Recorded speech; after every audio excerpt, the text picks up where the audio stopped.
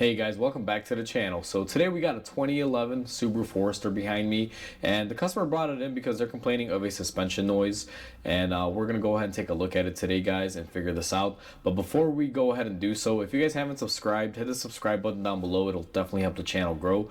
And with that said, let's go ahead and start on today's video. Alright guys, so we have isolated the noise to the right front wheel here, and this is kind of an interesting thing that I've noticed. Now I'm going to take my pry bar and I'm going to be coming from the back side of this.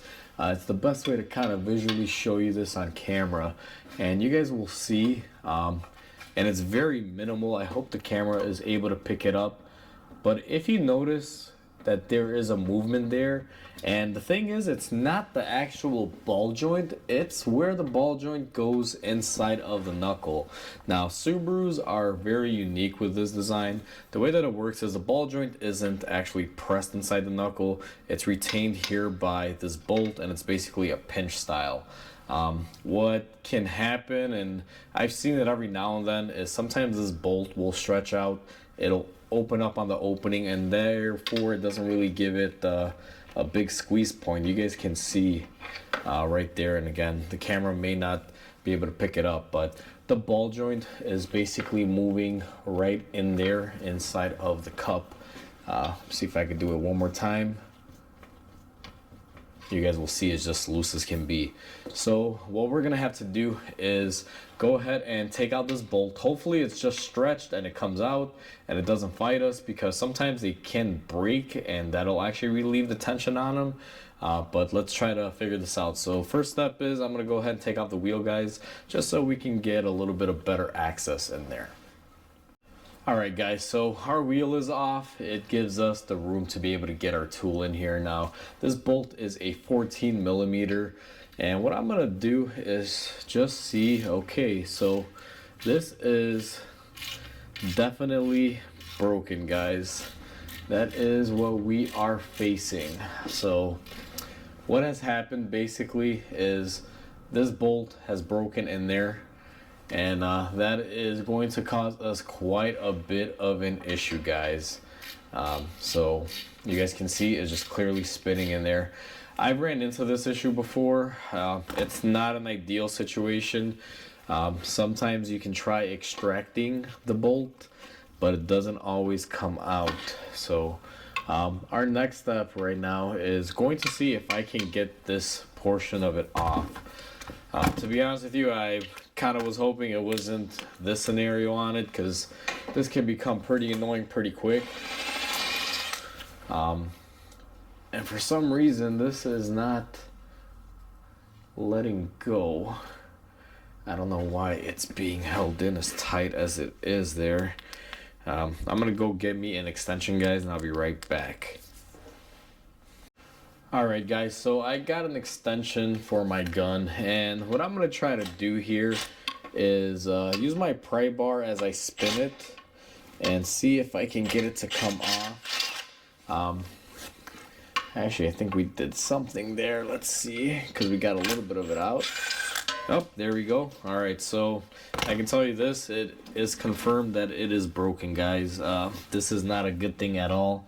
Let me see if I can find where the bolt fell now, because it fell on the floor, and I'll show you guys. Alright guys, so I found our little bolt that was hiding on the floor. It actually went far across the shop, but as you guys will notice right there, it is definitely broken, which means we have a portion of it stuck in there. Now this will be very difficult to show because I can't really get the camera to focus in on the hole, plus there's no lighting there. But what I'm gonna have to do here, guys, is determine and see what I can do, because this ball joint is probably going to be locked into place, and I don't believe it's gonna come off, but I'm gonna give it a go just to see if I can separate it or not. Hopefully I can, because it'll give me better room to work with. So let me see here. It doesn't look like that's gonna happen. So alright guys, I'm gonna have to look it over and see what my options are, because one of two things is gonna happen. Either this bolt is going to be able to come out and I can extract it, or what'll wind up happening is this knuckle may be junk and we just replace it. It all really depends on what happens here. So give me a minute, guys. I'm gonna go ahead and pause the video right here, just try to see what the best option is for this, because this right here is a blind hole. It's not like I can just weld in there and try to force it out. So it's gonna take a little bit here. So let me figure out the options and we'll just go from there. All right, guys, so from the angle that you guys saw earlier, which was on this side, there's nothing I can do from there. It's pretty much a blind hole. The only thing that I can try to do is maybe drill it from that side with a left hand drill bit, maybe put some sort of insert in there or something, and that's one option. But one thing that I wanted to try before I go through the trouble of that, because that's going to be a blind hole, I do have a little bit of the stud sticking out right here. You guys will see, and my idea of thinking is going to be one of two options here. If I can drill a hole dead center on this, I can try to put a extractor and just try to spin it off from the other way, or maybe even get it to come out all the way, although I don't think that'll be as effective. And if that doesn't work, what I could probably do is just drill a hole in the center and then put a smaller bolt that kind of has the same head size, that's longer, and then maybe weld that on there and push it through the other way. That's just some of the options that I'm thinking, but for right now I'm going to have to drill a hole here, and that's what I'm going to try to do. So I'm going to grab my centering punch and a couple drill bits and everything, and we're going to attempt to make a hole.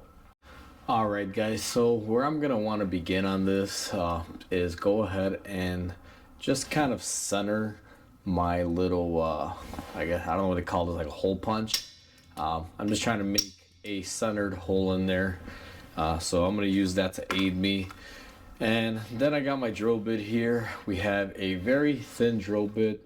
Now hopefully I'm able to get in here and do it, but let me change my drill setting there. I just had it on the impact, so let's see if we can slowly drill a little hole here. Now my drill bit is walking. It's not actually grabbing in there the way I thought it would be.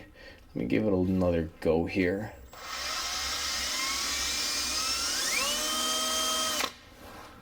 And yeah, I believe that's about center here. I'm gonna try to get it as close to center, guys. Now I'm gonna have to drill this, and I know I'm not really doing you guys justice here, so what I'm gonna do is pause the video for a second while I make the first hole, and I'll bring you guys back once I'm done with this one.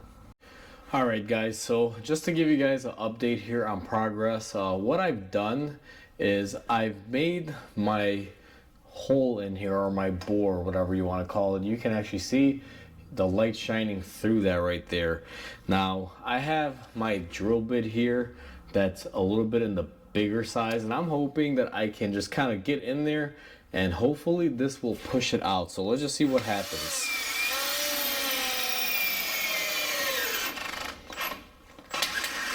Oh, and I think we were able to do it here, guys. Hold on a second. Now I do believe I felt it move. What I have to do to verify is basically get my drill chuck out of here and see, and yes, it did. We were able to move it. So let's go ahead and show you guys this. Give me 1 second here. So we are able to spin it off, guys.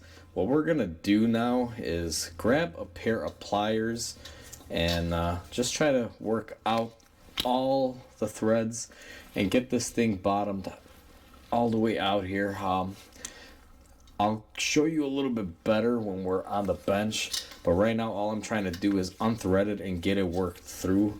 That's basically the main goal here, guys. Now I do believe we have it threaded pretty good, and boom, just like that.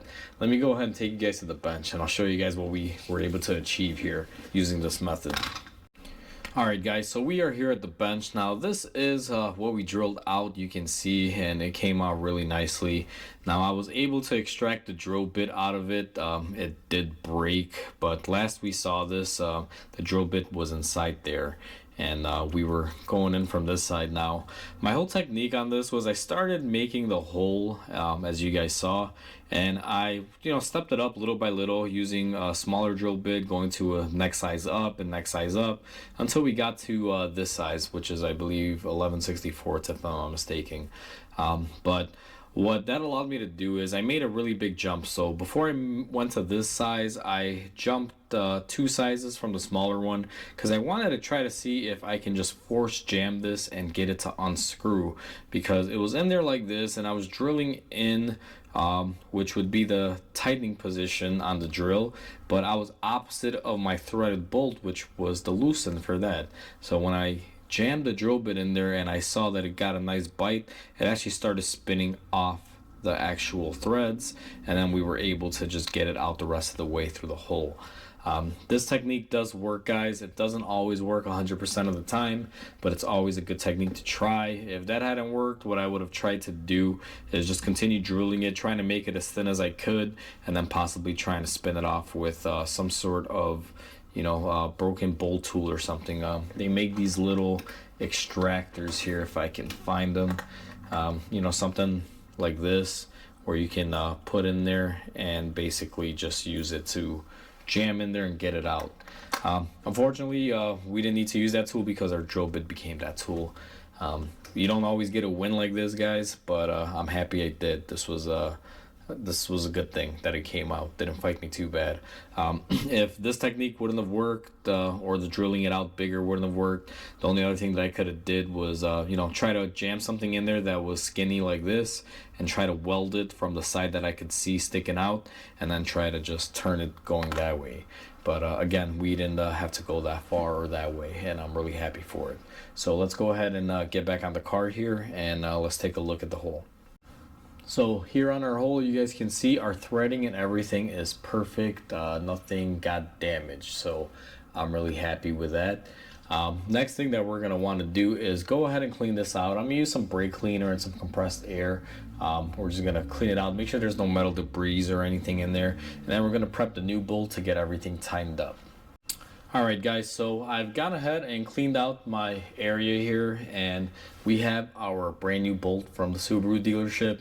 I went ahead and I put some anti-seize just on the portion that typically resides in there that may rust up, to show you guys what it looked like before. It's basically this bolt. I just put some here on the non-threaded portion.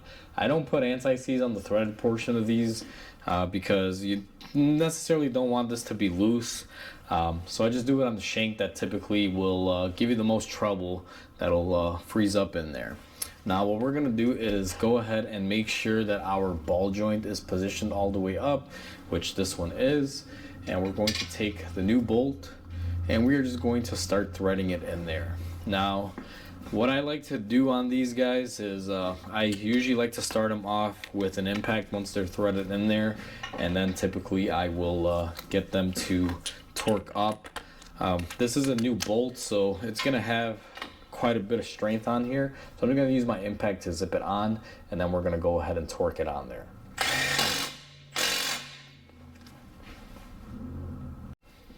Alright, so our ball joint is tightened up, guys, and the last and final thing to do is check for any more movement or sway. So we're gonna go ahead and put our bar in place and we're gonna check. Now you guys can see I'm rocking the whole car and that ball joint is nice and tight. We have solved the issue. Now just to play it safe, I went ahead and I replaced both of these lower ball joint holder bolts on this vehicle. I got these parts directly from Subaru. They're fairly cheap, guys. I think it was like $1.50 a bolt. I think it would almost make sense to replace the bolt every time you have to service it, just for the cost of it. Because these bolts do get thin, they do stretch out, and they do wind up breaking, as you guys saw. So now that there's no more noise, it looks like our problem is solved. We should be all set on this one. We're gonna go ahead and throw the wheels on it and send it down the road. Alright guys, so we pretty much are finished up on the Subaru. All I gotta do is put the wheels on, but he wanted me to check a few other things, so I just left the wheels off for right now. But as you guys saw, a small broken bolt like that can cause the biggest headache and the most nuisance of all noises. Now in this example, guys, that could have been pretty bad because if that ball joint came out, this would have been a pretty bad experience for the customer. Even though we ran into some slight issues with the bolt being broken in half, thankfully we were able to extract it out. Otherwise we would have had to replace the knuckle or try to resort to another method of getting it out, and it would have caused the customer a lot more money to replace the knuckle. So we saved them quite a few $100s here. It doesn't always work out the way it did on this one, guys. We just happened to get lucky, but you know, fortunately it did. We didn't have to fight it. As you guys saw, a little $1.50 bolt could cause a lot of headaches. So I would say if you're working on these and you're doing those lower A arms, just buy the bolt for $3 for 2 bolts. It's not bad. It's a quick, cheap insurance policy. So with that said, guys, hopefully you guys enjoyed this video. Please comment, like, and subscribe because it definitely helps the channel grow. And I'll catch you guys on the next video. Until then, I hope you guys have a wonderful day.